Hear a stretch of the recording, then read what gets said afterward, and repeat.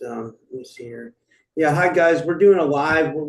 This is welcome back to another episode of the Typical Skeptic Podcast. For those of you guys that are just tuning in, I didn't announce this one because I wasn't sure what we were going to call it or how we were going to do it. So I have with me Ray from California back on the show, and he's going to go through a presentation today. It's going to be awesome about some off-world civilizations and stuff like that. So with all that said, I'll let him take it away. And Ray, thanks so much for coming back on, man. How are you? Rob, I'm doing great. Thank you so much for having me back on your show. This is such a big deal for me. Hello to everyone watching the Typical Skeptic Podcast around the globe, off planet, throughout the galaxy and beyond. And I want to say happy birthday to my friend Sean. My name is Ray. I'm a teacher in California, and I'm here to remind everyone that disclosure is here. It's taking place right now, and you're watching it live on the Typical Skeptic Podcast.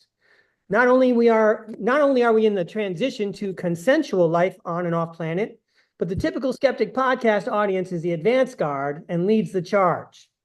Today, I'm going to share a new model of our solar system. I got a new video list, which Rob has posted in the description below. Thank you very much, Rob. And I'm going to offer some glimpses of off-world technology based on some research I've done on the internet. And I over-prepared today, Rob and ladies and gentlemen, so we may not get to everything, but some of the things I might cover include med beds, basement universe technology, corporations that are off-world, and I even drew up a little tribute to Rob. If there's time, I'm sure we can make time for that at the end. And finally, I'm working on a book myself, and Amazon makes it very easy to publish. I'm learning how to do it, and I'd like to tell the group a little bit about the book I plan to publish by Thanksgiving, just so that everyone can keep an eye out for it, and I keep Rob up to date on everything. So we're all just having fun here, boys and girls, ladies and gentlemen. This is for entertainment purposes only. If this is not your cup of tea, Rob has 1,400 other shows you could watch. Also, I have to say this part, if you're not 18 years old yet, then this show is not for you. So go do your homework. Yeah, you heard me. Put down the phone and go do your homework.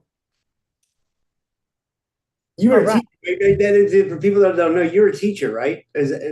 That's right. I'm an elementary school teacher and been in the business for 33 years. Wow. That's awesome. It is awesome and it has been awesome. And, you just had a lady on your show who talked about the theta brainwaves. And it made me realize that I hang around all day with people that are in their theta brainwaves. How blessed am I? That's pretty fun. It is cool, Yeah, that really is. That's awesome.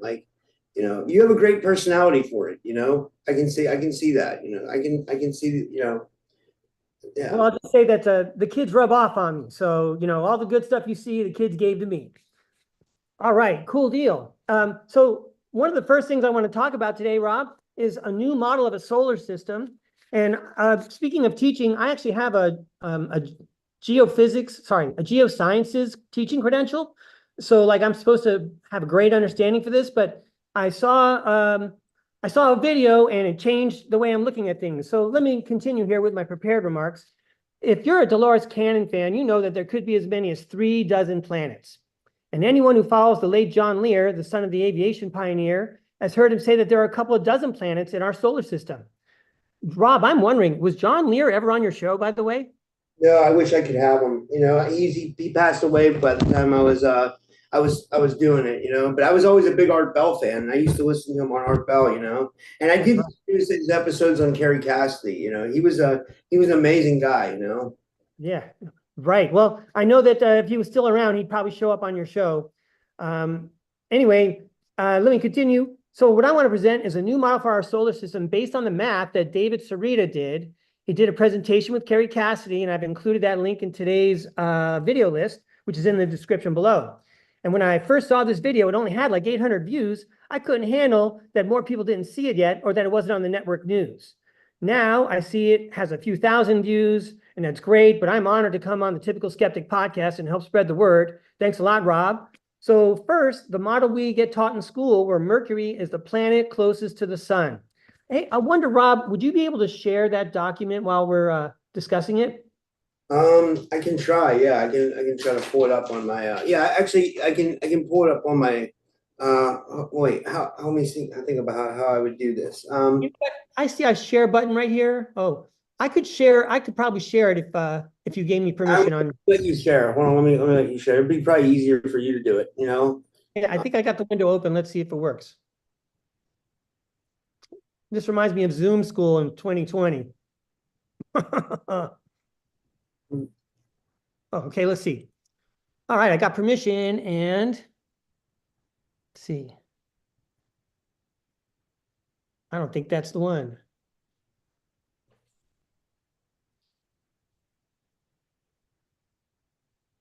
Hang on a second. Rob, if you think you can share the screen, that might go better. Otherwise, I might invite those following along to open up the document themselves. Oh, wait a second. Maybe I can do it.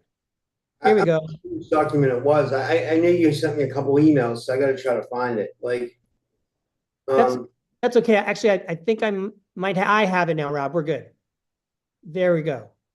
Can you guys see that screen okay? Okay. The meeting is being recorded. Yeah, I know that. Do you see the document, Rob? Yeah. Okay. All right. Great. All right. So on the left side, we have the planet Mercury as the first planet closest to the sun, and it revolves around the sun in 87.9 Earth days. That's how we're marking time. And then you can see as we move down the list, Venus takes 224 days to revolve around the sun. There's us on Earth at 365, and Mars at 686 days. That's almost twice as long as our revolution around the sun. But then, let me see if I can continue with my speech here. Yeah. Okay. I do have something to say about this traditional model. Okay. I'd like to pause to empathize with all school teachers who find it awkward having to teach about the planets, because it looks like students are paying attention, but some are really just waiting for you to say the name of the seventh planet. Yes, it subtracts from academics when everyone is conditioned and programmed to watch for vulgarity or whatever is the most crass. Did I just say crass? Someone who does not know what crass means is probably going to say, I don't know what crass means, but it sounds like it's something related to Uranus. All right, well, get ready, teachers, because I'm not going to make it much better.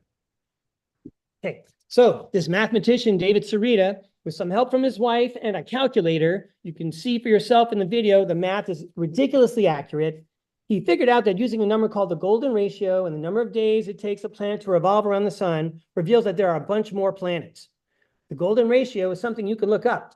I'm not prepared to speak on it except to say that the golden ratio describes the spiraling motion of the sun circling the center of the galaxy, with the planets advancing with it while orbiting around it. It's the same spiral we see throughout nature in things like shells and flowers. The golden ratio is one of those classics of mathematics like the sieve of Eratosthenes, which helps to find prime numbers, or the Fibonacci sequence, or the Pythagorean theorem. Also, too bad we only hear about Pythagoras and his triangle. Pythagoras would totally fit in as a guest on the Typical Skeptic podcast. Pythagoras had wisdom like Tony Rodriguez and magical powers like Kozulauch. Anyway, yeah, that's right, dude. Anyway, the golden ratio is so ancient and timeless, like astronomy, that I'm sure Mr. Sarita would agree that he couldn't be the first person to figure this out just using math. But let's give Mr. Sarita and his wife credit for doing it during this particular time in Earth's history when this knowledge helps us all advance toward ascension and a new way of life.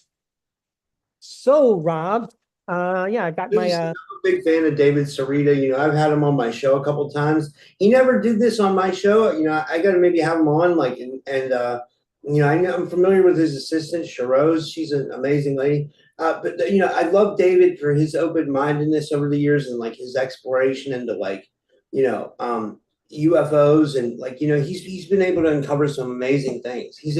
I've always followed David Sarita. You know what I mean? He's just an amazing, I don't know. He's one of my favorites, honestly, you know? That's high praise and high tribute. And I should have known, of course, that you'd have them on your show. I mean, I've watched hundreds of your shows. I don't think I've seen them all yet. But yeah. He talked about different stuff each time. You know what I mean? He talked about, right. You know, one of the more interesting ones is when he reviewed the Nimitz encounter or the Tic Tac. You know, he did that whole UFO, like, you know, but yeah, but people can go back and find those shows. It's, you know, I know they're probably hard to find, but yeah. But I'm sorry, I didn't mean to interrupt. I'm sorry, Ray. No, you don't need to apologize, Rob. It's important that you share that. And actually, that's really intriguing. I'm hearing you tell me about Mr. Serrato yourself. You interviewed him. You talked to him. That's so awesome. Oh, excuse me. There we go. All right. So I will continue now. My document seems to have gone away. Do you guys still see my document? Yeah. Okay, because I just lost it. I pick it up again. Here we go. All right, so let me continue. All right, so you can see on this model, David Serrato has put the planet Vulcan closest to the sun. Yes, there really is a planet Vulcan, but it is in our own solar system, not somewhere else, as Gene Roddenberry would have us believe. In fact, I'm giving extra credit to SSP fans out there who heard Jimmy Payne talk with James Rink on Super Soldier Talk podcast about the planet Vulcan and the real Spock. Vulcan is a real planet that was identified about a century ago. For reasons that are not important anymore, Vulcan was excluded from our science. David Serrato has once again confirmed the existence of planet Vulcan. Yes, Vulcan would seem to be too close to the sun, and it's really moving fast, circling the sun in about 20 of our Earth days. So instead of the Mercury A model, where Mercury is the planet closest to the sun, we should adopt the Vulcan A model. Vulcan A.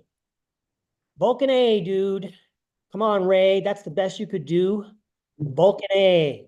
That's hilarious. Yeah. All right. Yeah. I got some 8th grade boys laughing right now. All right. So if you look on my little chart here, we see that the planet Ceres, spelled Ceres, has its number of days confirmed by the same math. And then right down here, between Mars and Jupiter, you see planet J and planet L. One of those became the asteroid belt. And then some interesting information I heard in more than one place is that if you look at the planet Mars, it has a bunch of craters on one side of it, perhaps because of an exploding planet and some of the flack that Mars received when it happened. All right, so I'm so happy I got a chance to share that. Rob, if you'd like to continue any conversation about this, or if you have questions about this, I'm ready. No, I don't have any questions about it. It just seems pretty standard. So are these the distances from where they are from us? Like, or is that right? It shows how many days it takes them to go around our sun. Like ours is just 365 days. So these planets take a long time, and their concentric rings expand greater and greater the farther out they are. So do they consider Ceres a planet now, I guess? So I'm not sure. I guess it depends on who you ask. Yeah. Myself, I'm going to group Ceres in with Pluto as a dwarf planet. But I think Ceres is actually part of the asteroid belt or something, like it's got a significant position in it. And I just have another one more question. What are the planets that are just marked H, J, and L that don't have, and then N and P, they don't have names? Like, what's up with that? Yeah, that's what I'm trying to say.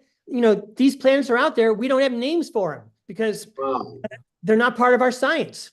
Well, I bet we knew about them a long time ago, but during the reset and everything, we're just going to pretend those are not there. And I think there's there's a super soldier named Apollonie Mandelian, and she talks about a second Earth, and it makes me wonder if maybe Planet H is a planet like that. And I've also heard some secret space program people talk about other prison planets, like ours, where we think we're the only ones around and we don't know what's outside our planet. So maybe one of these is like that, but we don't have names for these.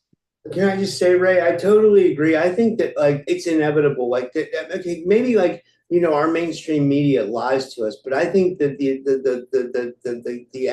evidence for life on other planets is it's not even a question anymore. You know what I mean? Because what people have pulled together with secret space program accounts, and I know that's not evidence, but they're recounting something and they've been somewhere. You know what I mean? So I'm not going to throw the baby out with the bathwater and say that their stories are false, because I've interviewed too many of them and they all seem real. So it makes me think they've experienced something, something tangible. So where did they go? You know what I mean? It has to, something's not, you know what I mean? Something's not right with the way things are being reported from the mainstream media to us Earthlings down here. You know what I mean? Like there's a big separation between the people in our community and the mainstream. It's like they still think that life doesn't exist on other planets, where we think there's like life in its abundance. So it's weird. I don't know. Rob, well put. There is a preponderance of evidence, and that we're all catching on to thanks to things like the internet and podcasts like yours. And if I could rewind the clock about 150 years or whatever, why did they take away all of our airships? That's another example where technology would have tipped everything off. We would have been up like in a blimp, having a good time on one of those hotel blimps right around the turn of the century in the late 1800s. And we would have looked down at the cities and seen straight lines, rectangular lines, incredible grids that were formed by people who had no gas-powered engines or no electricity. How did they do that? Supposedly these were all people, they're cowboys and Indians, quote unquote, and they were riding around on donkeys and they had carts. But somehow Manhattan got built. And then, I mentioned Manhattan because it's amazing, but just about every city, major and not so major in North America, they all have these incredible buildings and they don't have good answers for how they got there and how their grids got all laid out perfectly. I did some landscaping in my backyard. I'm digging with a shovel and I'm using a pickaxe. I'm lifting 60-pound blocks and stuff. That's hard work, and I also got to eat. I got to take a nap and stuff like that. And I got a life to live. So I don't think, I'm getting a little carried away, but you can see I'm enthusiastic. Okay. I get what you're trying to say. Like these people had to have technology is what you're saying. Yeah, they had to have technology. And if we were up in a blimp looking down, we would have seen, yeah, that's not the right story. That's not the same thing. That didn't happen that way. Well, now, we can fly around in an airplane and we can look down. And also the internet helps us to give a global perspective. We're getting stories from everybody. Every single person, just about every single person on your show says, well, some strange things were happening to me, but I had no one to talk to. But now we have the internet and, you have communities forming where you have people like even in Australia and around the world and in Sri Lanka tuning in just because they identify and they resonate with the stuff that you're talking about. I agree. And thank you. That means a lot, Yes. Well, you're doing a great job, Rob. Hey, I will stop sharing this screen and then let's see if I can call up my video list and I'll try and scroll through that really quickly. Yeah, that'd be awesome. Let's see what I can do here.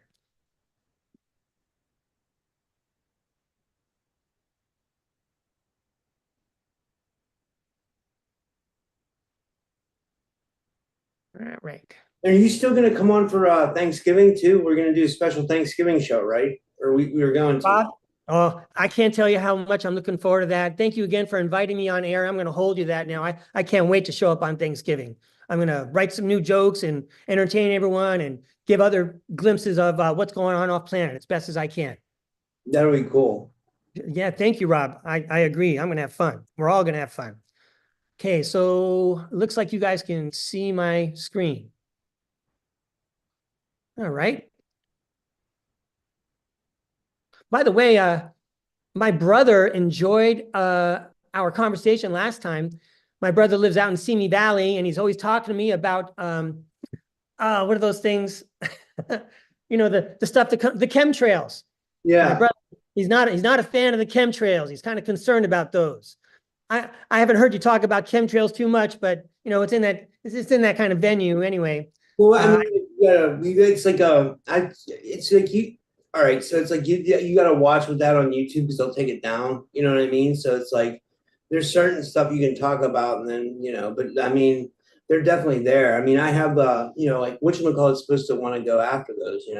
RFK supposedly he wanted to go after what they're putting in our food. He wants to go after what they're putting in the air, and he wants to go after warp speed too. If you know what I mean by that. The leftovers of the yeah. I'll figure it out. Don't say it. Yeah.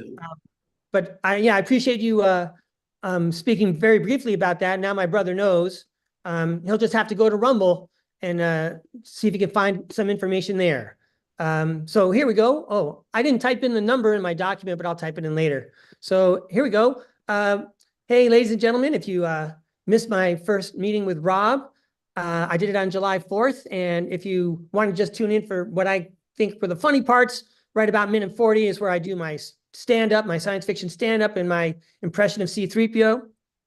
I remember that. That was funny, dude. That was Yeah, Rob, I'm glad you had a good time. Thanks a lot for, that was fun. I keep thinking about that.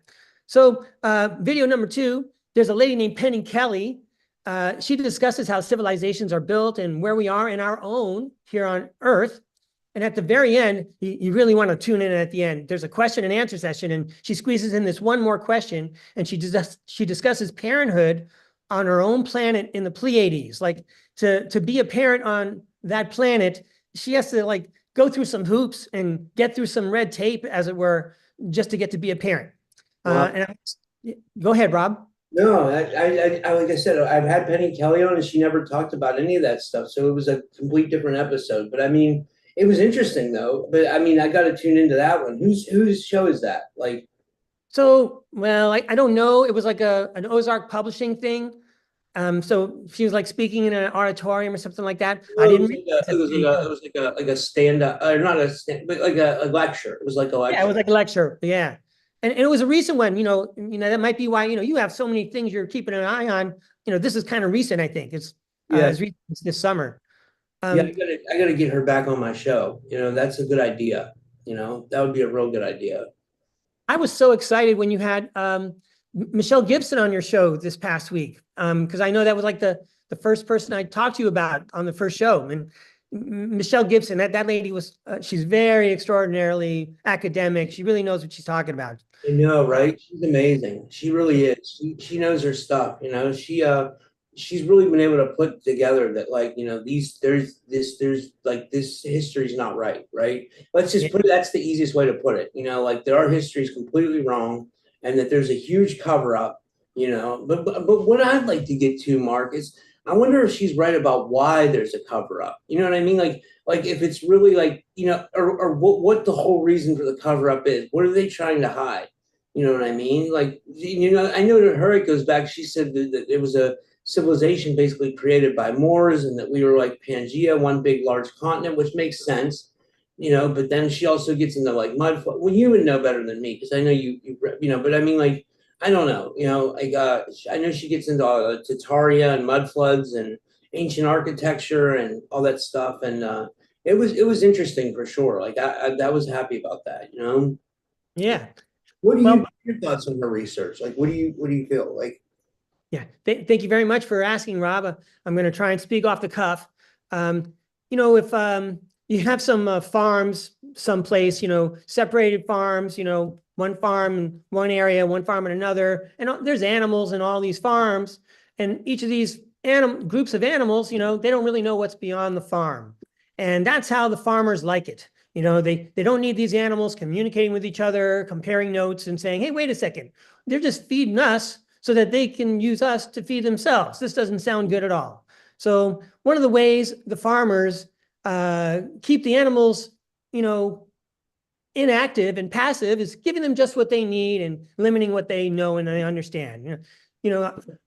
I spent the last 30 years talking to children, so sometimes I try to make it sound simple like that. So we have, you had this great civilization here on Earth, and some aliens came by and they're kind of jealous. How come those guys got it so good? And I think that some of these aliens we're talking about, again, I'm listening to people on your show, they only have like 6 chakras. Meanwhile, people like us, beings like us, we have many more.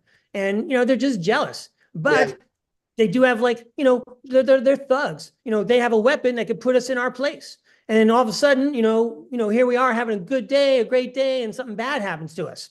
And in order to keep things like that, there has to be an arrangement. And again, you've had people on your show who said, when they signed that, I think it was the Treaty of Greada, one of the main things was that the secret space program remained secret. We're going to keep on harvesting these individuals for our purposes, and, we're going to blank their memories too. We don't need you guys to know about this. You're just our farm animals. It's a pretty disgusting metaphor, but it's still something that, when we have disclosure and everybody learns about this stuff, they're going to want to know what's going on. They're going to ask questions like you just did. And I hope that my answer is a good place to start. Yeah, I agree. And I love how you put that together with like, Michelle Gibson's research mixed with like secret space program research. Like it's kind of like you're tying everything together and making a conclusion that we're basically farmed and harvested here, which makes sense. Do I need to say anything else? Luge, right? Yeah, yeah, honestly, yeah. Yeah, right on, Rob. I'm having so much fun talking to you. Thank you so much. Let me Someone made me laugh in the comments. Someone said, someone said, I see 69 on the screen. They must not know about St. Olga 69's channel. Like, I was like, I'm not trying to get pornographic here, guys. Like, definitely not. Like, like it's a channel. Like, it's a guy, he does like secret space program videos. And for whatever reason, he calls himself St. Olga 69. I mean, it's a little perverted if you think about it in a way, but it's also funny. But I mean, I'm not sure where he's going with that name, but he does have good interviews. So I'll give him that. He gets a lot of the secret space program people on, and he asks good questions. So yes, that's right. That's right. And you know what? Obviously, it's sticking out in everybody's brain, right? So branding. And then there's another podcast I'm sure you're aware of called Cosmic Brilliance. And since we were talking about secret space program history and secrecy, okay, I got this one. Dan Willis does a big presentation on all the technology that's being hidden from us. Because frankly, I think that a lot of these things, these quote unquote inventions and new technologies, I think we already had them before. And they pretty much just kind of like release them in dribbles, just to keep us occupied. Oh, what's the next thing? And then when we get bored, they got to give us something else. I found a little Super Soldier talk with James Rink on med beds, which I haven't talked about yet today. And I have this is such a great video. I don't know if you're a Nat King Cole fan. yeah, Yeah. All right, cool. So here's that song Candy. And when we get to my technology part, I hope to do a little karaoke. I rewrote the lyrics to Candy to say med beds. And so I also typed out the lyrics so people could sing along, and that'll be for later. And let's see the other. You can play that now. That'd be funny to hear. Let's hear it, dude. Yeah, all right. Hear this. This is awesome. Like, all right. So let me see if I can. I'll just do it right here. So I'm going to sing over Nat King Cole's voice because I couldn't find the right karaoke version. So I'm just going to sing over his voice, but it won't be a problem. It'll be fun. You can hear the music, right? I can't hear the music now. Med beds. I wish that there were more med beds. I would have no more health dreads. I'd just be healthy. Let's cough them up, beds. Those very valuable med beds. Don't need a prescription for more meds. Just a med bed for me. I wish that there were more med beds for us to lie our poor sick heads. They can heal my complete heart. I got a hurt tooth. Come on, let's start med bed. I know you heard what I said. I know before I am dead, I'll see this technology. Dude, that was hilarious. That was, it's so funny because people are always saying, "Where's these goddamn med beds?" Like, you know what I mean? So that was kind of perfect for what's going on with the med beds. Like, Cool. Rob, I'm glad you enjoyed it. I hope everyone did. And I'm going to talk a little bit about med beds because last time I was on the show, I made a classic teacher mistake. I just assumed everyone knew what med beds were. And then, I talked to my friend afterwards. He's all, "What's a med bed?" So I'm going to talk a little bit about how they work. And also, if you see the Dan Willis video, he actually talks about how some scientists discovered med beds on Earth independently of any other extraterrestrial help, just by using some simple science. going back to David Sarita, let's talk about that for a second. David Sarita has some really interesting healing technologies where he's implemented wands and staffs that pump frequency into them. I know he's talked about that on my show. Wow. I mean, like it's he even has a healing bed you can buy. It's an actual bed, and it or something like that, and it pumps frequency into you. And honestly, I don't want to get the video taken down, but there was a guy who had like some kind of like cancer, and like he went on David Sarita's channel, and he said that he didn't have cancer anymore. But like David can't say that they heal people because that would be like medical Right. Yeah. whatever. But like, I don't know. It's like a kind of up in the air, like if they, like do. But I mean, I would. David's an amazing inventor. I wouldn't put it past him that he has something, that like, really like heals people like that. So I don't know. It's kind of up in the air. So YouTube, don't take this video down. We're just hypothesizing. Right. So again, I'm gonna like look back for those episodes. I'm not sure I saw David Sarita on your program before. Now I have something to look for. I'll send you the links because it's easy. If anybody, by the way, if anybody ever wants a link to any of the shows I've done, they're easy for me to find because all I have to do is go in my YouTube studio and then type in the name of someone, and every video I've done with them will pop up. So I can send you like my 3 interviews with David that I've done. They're really good. You'll like them for sure. And if anybody ever wants me to do that for them, a guest that you want to see, because we talked about Penny Bradley on here. I've had Penny Bradley. I can do the same thing on my Rumble. I've had her on like 4 times where she's brought on like V2K patents and all kinds of stuff. So if anybody ever wants to see one, just message me and I'll give you the information. It's anyway. Sorry, but yeah, I don't know. I'm so glad you told us all that, Rob. And just say red light if I go too far. But can I talk about the bells? Do you know about the bells and the towers in the old churches and cathedrals and things, and how they had to take them down during World War II because they needed the iron for the bombs and things? Are you familiar with that? No, I'm not familiar with that. That's interesting. So, that's the first part of the story. But then Michelle Gibson, she points out that, bells make sounds. And when you hear those bells, like some of them are still left, when you hear those bells, you can hear them throughout the village or throughout the valley. You can even feel them.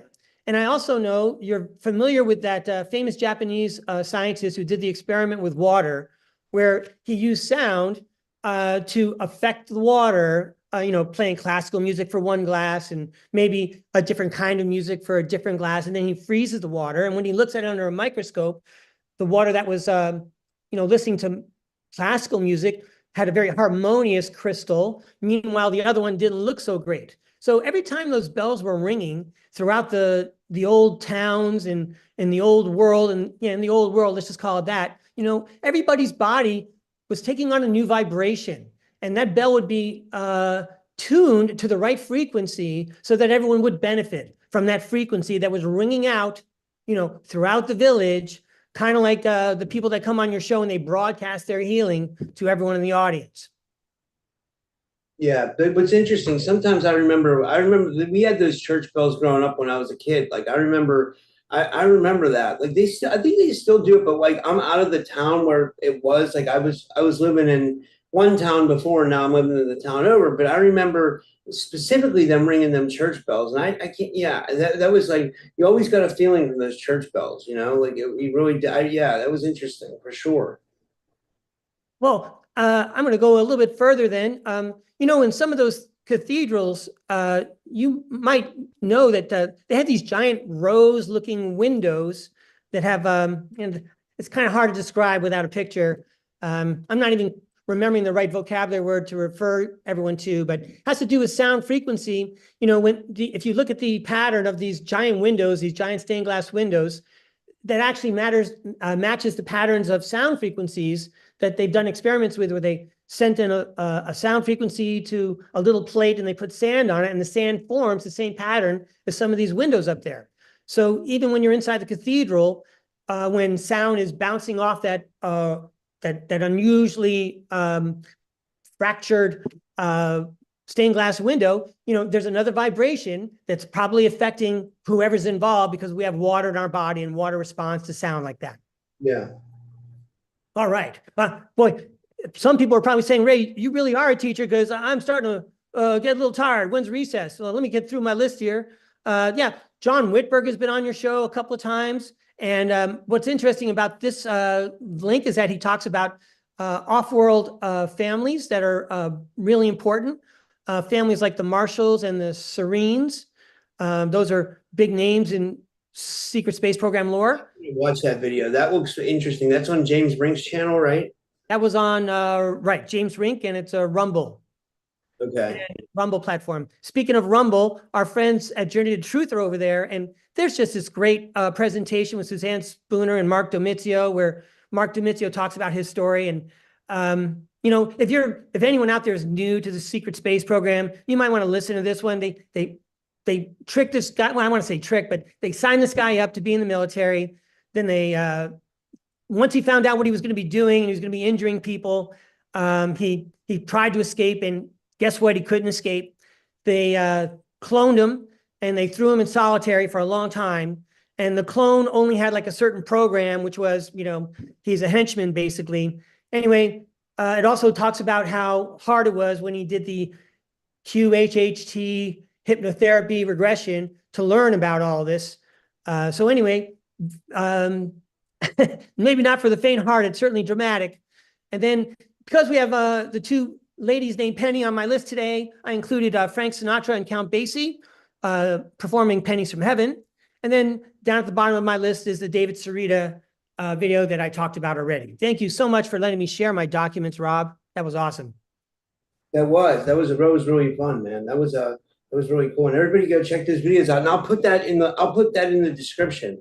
That text document in the description, so people can find those links really easily, you know?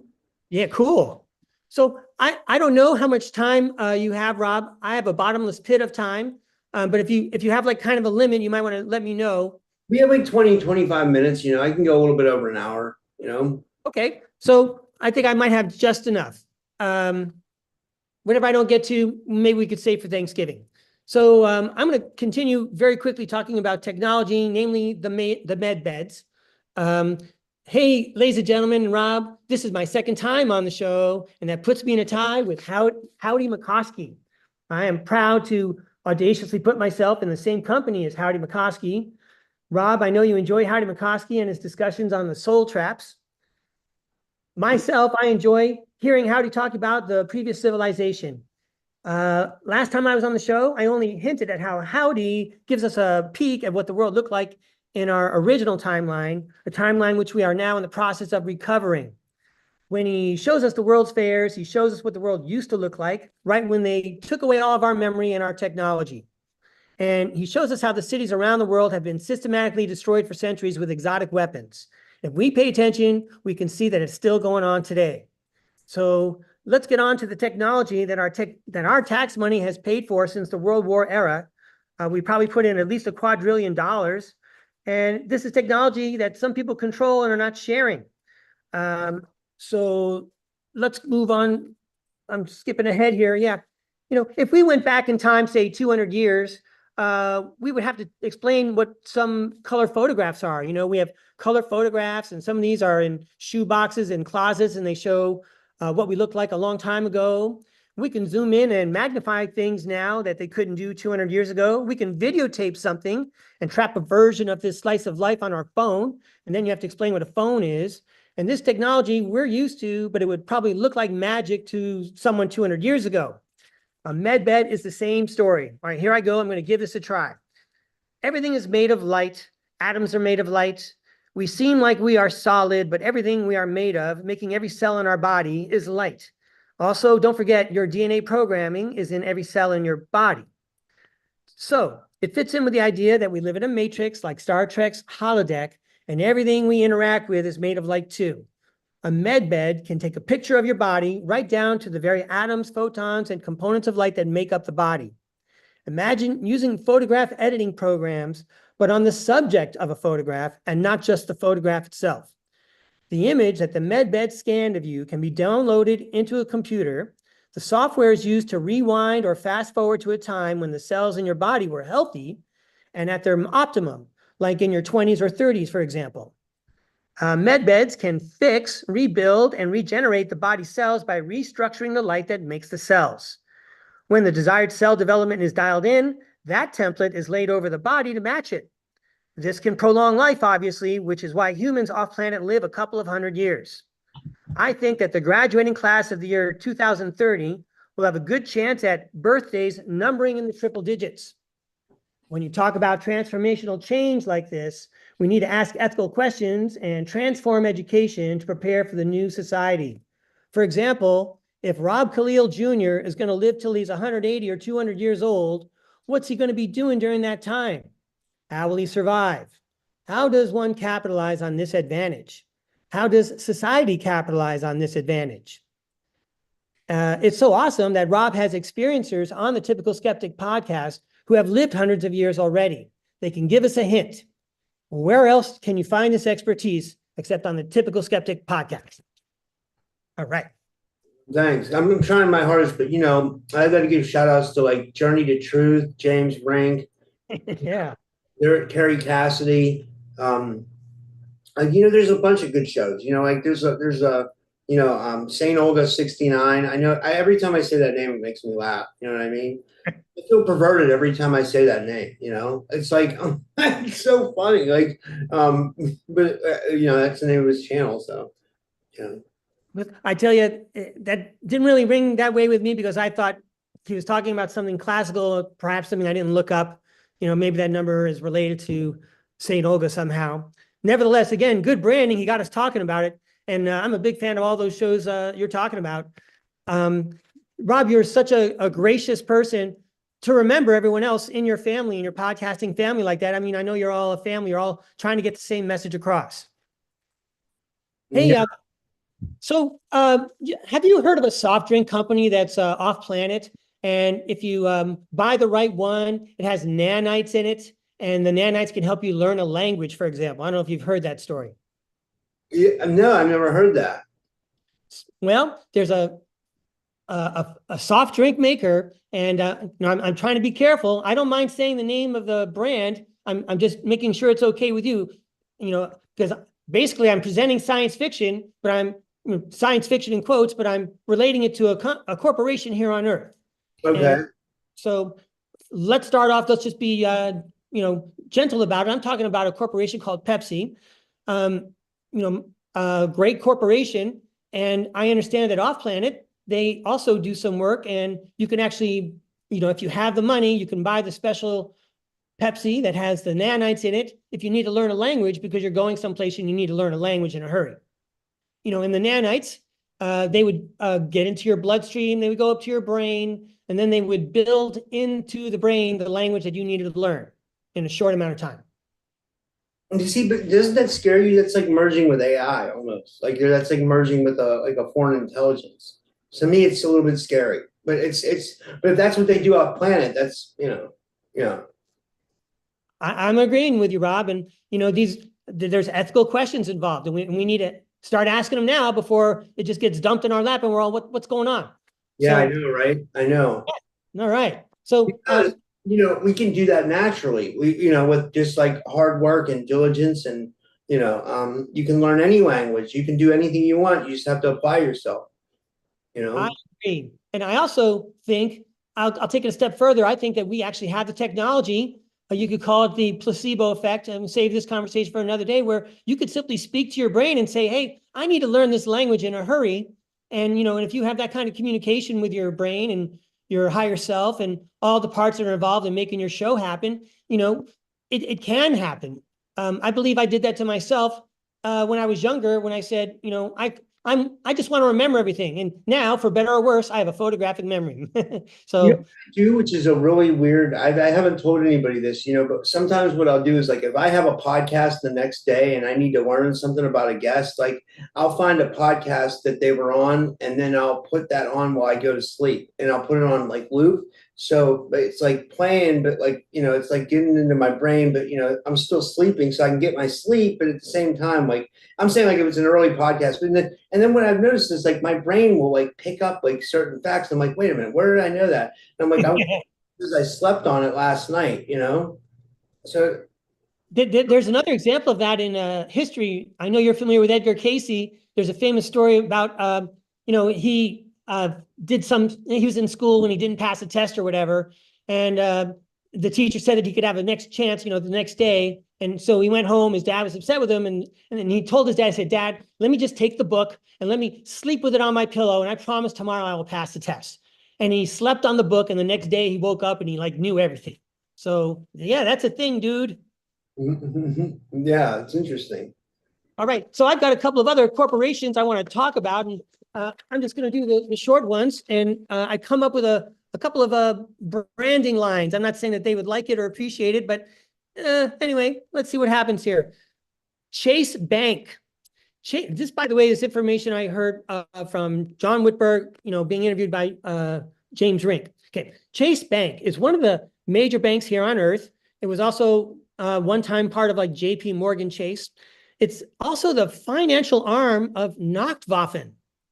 And if you know anything about Nachtwaffen are not big fans of bankers and banks. So this is really saying something. So I've got a couple of advertising lines for Chase. Here we go. Chase, even Nachtwaffen can't avoid working with us. So just give it up. All right, here comes another. It's a Siamese branding. So it sounds like it ends, but then there's a second part. Here I go. Chase. Our ATMs are conveniently located throughout our solar system and the galaxy. Chase. Thanks to time travel, we've been controllers on your world and almost all of the others since forever. That's funny. All right. And the other day you had a gentleman on and you were talking about, I wish I could remember his name. You were talking about names of vehicles and you talked about Subaru. I wonder if you remember. Well, it's okay if you don't. I remember. And you guys were talking about Subaru, the car company. The Pleiades, right? There you go. That's right. Subaru is, I guess, the Japanese word for Pleiades. And there are many cars, automobile manufacturers with names related to the stars. But anyway, here's more about Subaru. Subaru, it's a transportation conglomerate on Earth, off planet. Guess what? Subaru makes small spacecraft for civilian use. Yeah. So you will see Subaru cars on Earth, and you'll see Subaru vehicles off planet. And here comes the branding. Subaru, we know what you're thinking, but we learned our lesson. We promise that none of our spacecraft look like the Subaru Baja. That's hilarious, man. Thank you, Rob. And now, if it's all right, I got like a list of corporations that might surprise people to learn that Ray thinks they're off planet. Okay. It'd be all right to list those. All right. So BlackRock. Well, we know they're off planet. Yeah. I mean, that like. Yeah. BlackRock. Okay. I don't have to explain anything, apparently. BlackRock, BMW. There's an off-world corporation not here on Earth called Mondelez International. They make food replicators. Caterpillar, the big excavation company. Samsung, the Mars company, where Mars bars comes from. Raytheon Technologies. See what else? Moderna. Nintendo. I'm not surprised about Nintendo. Nestle. You can imagine what they prepare out there, food for long trips and such. Chocolate milk for like outer space chocolate milk, like I wonder where they get their milk, like, or if it's like a space milk of some sort, like if they like I don't know, it's interesting, like if they have like some kind of like I don't know, maybe it would be oat milk or almond milk or something like that, or I don't know, space milk, I don't know, like it's just so interesting to think about. So the thing that I'm scared about, and I don't mind bringing it up because it kind of goes with our theme today, is that a lot of people off planet have food from replicators. And to get the replicator to make something, you need to put something in. Well, you know what? Your body works the same way. You put something in and something comes out. And then you got to put something back in again. So you take what you had just come out, you put it in the replicator, and it comes out, and then you get to put it down your throat again. You're recycling, you're starting by recycling your feces is what I'm trying to get at. So I don't know how fresh and healthy it is. You could just plug it into the computer. All right, I'd like something that tastes like oat milk. I know where it comes from. You restructured the atoms. It's not what it was before, but it's oat milk. Okay, I'll drink it. Oh, I can. That's insane. Right. Well, anyway, and I hear it's quite prevalent out there. Northrop Grumman, and then there's the CNPS, the Chinese National Petroleum Group, and one more that makes me surprised is Eastman Kodak. When I was growing up, it looked like Kodak was going to get like was going to end up like Circuit City or something. Is that the right? It was going to end up like Radio Shack because no one was going to use film anymore. But apparently, Eastman Kodak is still, operating successfully off planet with some kind of camera work. I would have to refer you again to the video of the interview I heard. So I guess I could sum up what I just said. I just summarized some science fiction that I heard from somebody else. But it was a fun conversation. And I'm so happy to have spent this time with you today. I don't know how much time I have, but I have I have time for at least one of my sets of compliments for you. How much time we got? Or maybe you want to go to the chat first. You want, yeah, people are just laughing. People are saying that, about the milk, blue milk, cricket milk. Joe says Toronto, Canada. Hi, Joe from Toronto. Jason says time to reload the food replicator. Yeah. I'll go back to some of the, Simo said about the Subaru craft. He says only piloted by lesbian aliens. I don't know why he said that, but I mean, I don't know. Okay, he's just joking, guy. Very colorful. Angel Wing says she was offered a chase card, but she threw it away. Good job. Arizona Raven says can still get the old Coca-Cola here. Right. But then, do you guys know about the old Coca-Cola that started off back in the day? They used to put in that. Yeah, they did. They would put cocaine in the Coca-Cola. It was insane. And my friend thought he was become a millionaire because he somehow had the recipe and he was going to try to sell the recipe to someone, because he had the original document. Somehow, I don't know how he got the document, but he had it and he was showing it to me, and it was in all these pages. I was like, dude, this is so unorganized. No one's going to buy this. Obviously, and why would they buy it anyway? What are they buying it for? You know what I mean? So I guess he was just kind of misconfused about that. So, but that was a funny story. But yeah, I'm going back in the comments. It says Tennessee, Kentucky Bigfoot says Microsoft and Coke recently signed a deal. I've been watching that gentleman's comments. That guy's really on it. Way He's to awesome. go. Yeah, he's a good dude. Yeah, he's been on the show before. Yeah, I've had him on before. Him and his son, they have experiences with Bigfoot. They're really cool people. Yeah, they're really good people. Yeah. Angel Wing says Pepsi randomly had a 10-minute commercial about the Galactic Federation and Black Knight. Wow. I didn't know that. I got to see that. And then she said CERN is becoming a big problem. Realms within realms are killing other beings, and sure of it too. I'm just going back further in the comments.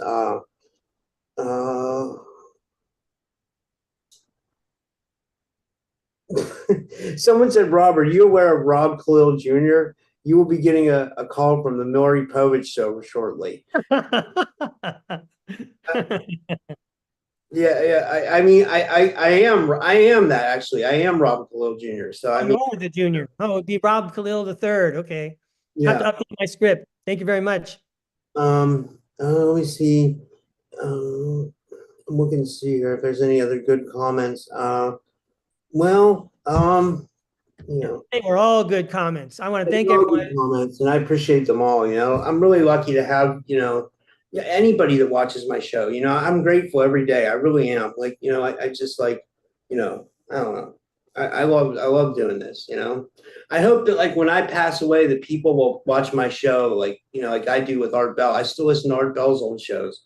And I don't know. Well, Rob, I'm hoping that's no time soon. And I had a brainstorm because I've heard you say this before. You have remote viewers come on your show, and I've worked with a couple of remote viewers. I also want to say thanks to Dr. Kimberly McGeorge. I know you had her on recently. She helped me, and I neglected to mention her the first time. Thank you, Dr. Kimberly McGeorge. And guess who else I met up with was Psychic Duck. Psychic Duck rocks. But anyway, you were talking about, Don't tell anybody who she is. Nobody knows who she is. Like she's amazing. She's a mystery. You only get to see the puppet, but she's got some special gifts, special insights. Yeah, she's really smart, and she's very psychic. Like oh yeah, she's like, I mean, it's like amazing how psychic she is. She's like, yeah, she's really keyed in. I agree with you. So, but anyway, so when you have such talented people on your show, what you ought to do is remote view your future. Like I did that myself. I asked two different psychics, to remote view my life in 4 or 5 years. And the good news was I was still around in 4 or 5 years. Well, my light went out. Sorry. It goes out after about an hour. It's weird. Like it's on a timer. But I mean, it's not on a timer. It's like I don't know what it is. It's weird. I bought it from I can't remember where I got it, but I got a bunch of lights. I'm running like 5 or 6, 7 lights in here. So it takes 7 lights to make this look like garbage. But I mean, effects. Right on. So anyway, maybe you'll consider that next time you have a remote viewer on. What's going on 5 years from now. But so I've got let's see here. I've got a couple of paragraphs I want to read about Rob, and then maybe after that, I'll just save the rest for our Thanksgiving show. Oh, well, before I do this, how about I just let you know I'm planning on publishing a book. What's the book going to be about? Yeah, I'd like to tell you about it. Basically it's about the process of me going from your run-of-the-mill muggle, as you would call it in a Harry Potter book, to understanding more about the world around me. Muggle. What's a muggle? I don't read Harry Potter. Sorry. Oh, okay. I apologize. So in Harry Potter world, a muggle is someone who doesn't really know that there's magicians and wizards and witches and things like that. They're just like having their life. But meanwhile, I was like that, but then, I listened to some YouTube programs and read some books, and I understand now that the spirit world's been around me the whole time, and I'm learning how to interface better with it. And then I also take on the concept of karma, and I also toy with the idea of living off-planet lives in altars, as we often see on your own program when you interview some of these experiencers. And as you can imagine, if you're enjoying my presentations on Rob's shows, imagine a full book of me ranting and raving and making fun of people. So it ought to be a fun read, and I hope to share more about it on Thanksgiving. Maybe I could figure out a way to make sure there's a promo code where people can get a discount if they want to pick it up. That'd be cool, yeah. All right. Thanks for letting me share. Anyway, we're on Thanksgiving, and now a few compliments for you, Rob. You're such a humble guy, and I don't want to embarrass you, but nevertheless, a lot of your viewers would probably agree with some of this stuff. Okay, so I think that some school is going to award Rob an honorary doctorate just on the information Rob has brought us about Sitchin and the Anunnaki. Rob is incredibly well versed on this material. Not only does he know what everyone else knows, but he has learned from pioneers outside of the mainstream, and he keeps their work alive. Just the podcast he's done when he showcases his expertise would be enough for a panel to award Rob an honorary doctorate. Any young people out there who think they want to get a degree in Anunnaki studies, Rob left you a present. Watch the Typical Skeptic podcast, where he interviews the people who were there making this knowledge happen. Start writing your commencement speech, Rob. Some school is going to come a-calling for you to speak. That's awesome. Wow, I'm really humbled. That's amazing, Ray. Thank you. Sure, and I'm going to read one more, and then I'll be happy to let everyone go on their wonderful day. Having so much fun doing this. Finally, okay, this is the one I'm going to choose. Yeah, all right, I'm going to go for this. There I go. You know what? I'm going to change. I'll save that one for Thanksgiving. It was once said of late night TV host Johnny Carson that no one ever spoke to more people in human history. I'm throwing Rob's name in as the host who has probably spoken to the most secret space program experiencers. Rob has spoken to more bodhisattvas and Buddhas than anyone in human history. I'm pretty sure of that. And every week, Rob has someone on the show that can heal you, or has been to the moon, or has civilization-changing research to share, and they all tell a good story. Rob puts out more shows in a week than there are days in a week. So take that, Johnny Carson. That is actually true.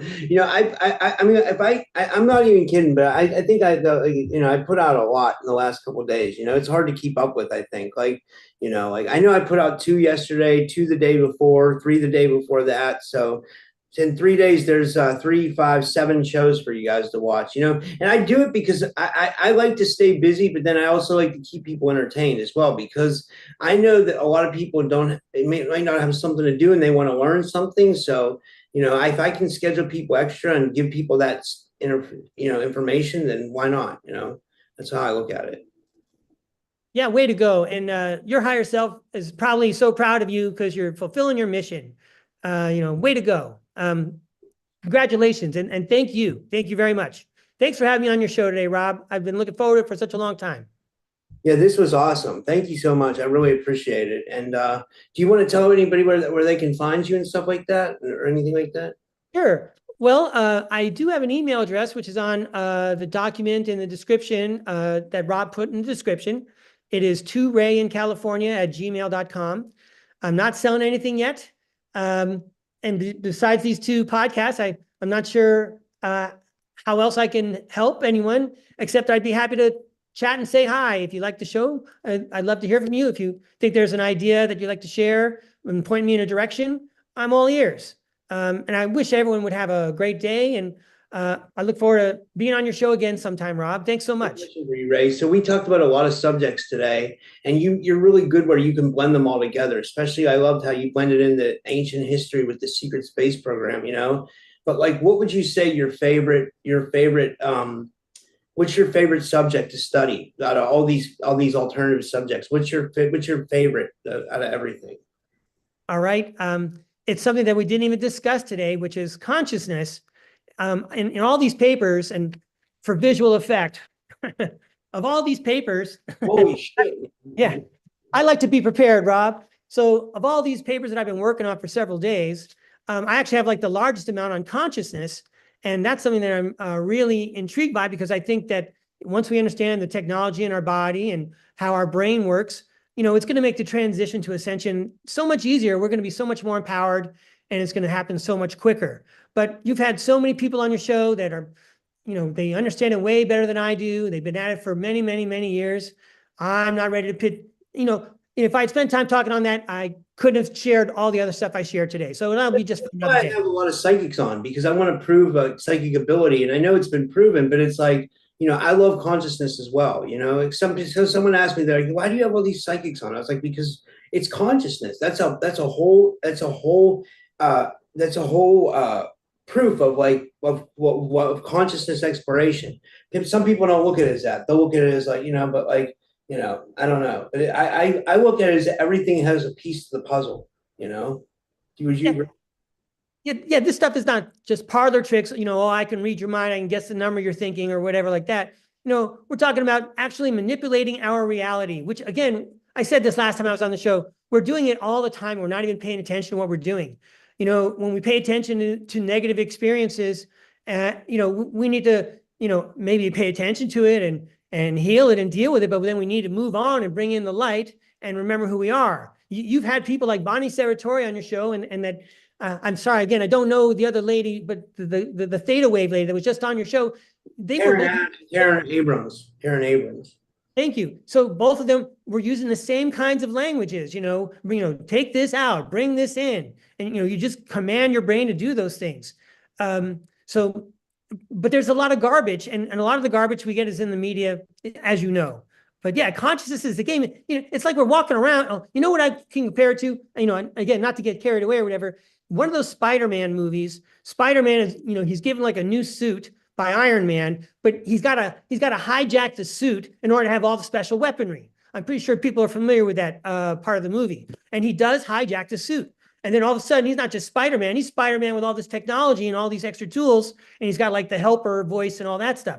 Well, that's what our consciousness is. We need to hack our consciousness, because then we'll be even more powerful than we can imagine. We can't even imagine the things that we can do. We could do all these things that psychics do when they come on your show, and more. We could all be like Sean Bond. We could all be like Bonnie Saratori. Yeah, that'd be amazing, right? Yeah, that'd be amazing. I agree. Oh, this was amazing, Ray. I got to thank you so much, and this was awesome. I have you back on anytime, and I'm looking forward to our Thanksgiving show. It'll be fun. That's going to be cool, Rob. Thank you so much. I had a lot of fun, and I hope everyone had a lot of